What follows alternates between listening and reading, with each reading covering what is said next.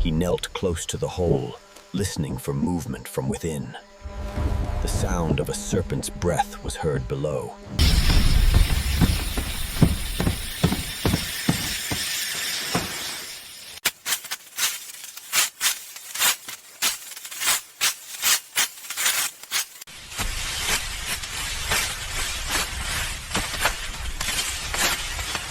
He picks up stones and wood and lights a fire carefully. The fire begins to catch.